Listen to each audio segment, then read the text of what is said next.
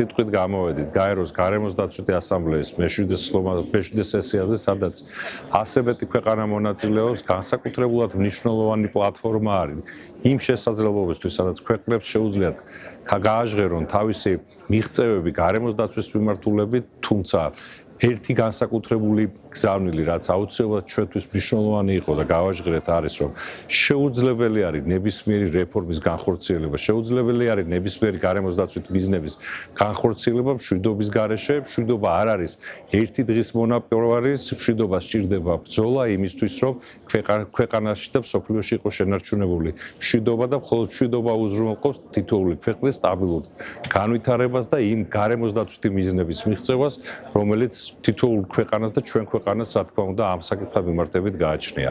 Ქონდა ორმხრივი შეხვედრები გაეროს სხვადასხვა მაღალი თანამდებობის პირებთან, სადაც აგრეთვე გაჟღერებული იყო ის მიღწევები, რომელიც საქართველოს გააჩნია გარემოს დაცვის მიმართულებით და შესაბამისად მათი ურყევი თანადგომა და მხარდაჭერა ამ რეფორმების განხორციელებაში, რომელიც ჩვენ გვაქვს და საკმაოდ ამბიციური გეგმები გარემოს დაცვის მიმართულებით, უდრეკი არის და გვაქვს მათი მხარდაჭერის სრული თანხმობა. ძალიან მნიშვნელოვანია გაეროს გარემოს დაცვით სესიაში მონაწილეობა ქართული დელეგაციის ბატონი დავით სმოგულაშვილის ხელმძღვანელობით.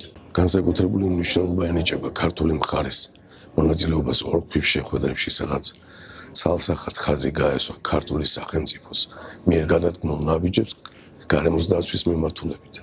ასევე განსაკუთრებით მინდა აღვნიშნო ვიზიტის პარკლებში იყო ორმხრივი შეხვედრები კენიის რესპუბლიკის ხელისუფლების წარმომადგენლებთან, სადაც შემდგომი ჩვენი ნაბიჯები უფრო მეტად გამოიკვეთა, როგორ უნდა შევძლოთ და ეფექტურად განახორციელოთ ორ ქვეყანას შორის ურთიერთობა. So thank you. We are happy to receive the delegation from Georgia led by the minister and to also confirm that Kenya looks forward to deepening cooperation between the business people in Kenya and Georgia.